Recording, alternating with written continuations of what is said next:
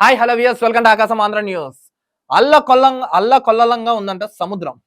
వేటగాళ్ళు ఎవ్వరు, మత్స్యకారులు ఎవరు వేటకు వెళ్ళొద్దని వాతావరణ శాఖ వాళ్ళు అప్రమత్తం చేస్తున్నారు. ఉపరితల ఆవర్తనం బలపడి అల్పపీడనంగా మారిందని, నైరుతి పశ్చిమ బంగాళాఖాతంలో కేంద్రీకృతమై ఉందని విశాఖ వాతావరణ అధికారి సునంద ప్రకటనలో తెలిపారు. అల్లే తుఫాను పట్టింది, వర్షాలు పడబోతున్నాయంట. మరో 2 రోజుల్లో ఇది మరింత బలపడి వాయుగుండంగా మారే అవకాశం ఉందన్నారు. సముద్రం అల్లకల్లంగా ఉంటుందని వివరించారు. ఇక్కడ భయంకరంగా వానలు పడుతుంట. సునంద ఆవిడ తెలిపారంట. ఉపరితల ఆవర్తనం బలపడి అల్పపీడనంగా మారిందని, నైరుతి పశ్చిమ బంగాళాఖాతంలో కేంద్రీకృతమై ఉందని విశాఖపట్నం వాతావరణ శాఖ అధికారి సునంద ఓ ప్రకటనలో తెలిపారు. అల్పపీడనం పట్టిందంట, వర్షాలు పడబోతాయంట. సో మత్స్యకారులు ఎవరు వేటకెళ్లొద్దని సునంద గారు ఆవిడ తెలిపారు. మరో 2 రోజుల్లో ఇది మరింత బలపడి వాయుగుండంగా మారే అవకాశం ఉందని, సముద్రం అల్లకల్లంగా ఉంటుందని వివరించారు. సముద్రం భయంకరంగా ఉందంట. సో ఎవరైతే జాలర్లు ఫిష్ వేటకెళ్తారు కదా, వాళ్ళు ఎవరు వెళ్ళొద్దని వివరించారు.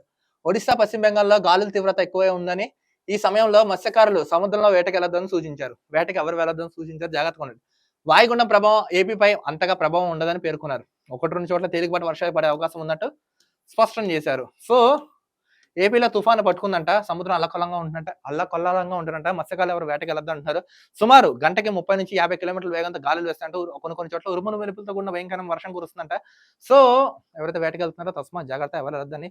నెక్స్ట్ ఇప్పుడు విశాఖపట్నం వాతావరణ కేంద్ర శాఖ ఆవిడ అధికారి సునంద గారు తెలిపారంట. సో మత్స్యకారులు కొంచెం జాగ్రత్తగా ఉండి, ఈ ప్రభావం ఆంధ్ర రాష్ట్రమే ఎక్కువైతే ఉండదంట.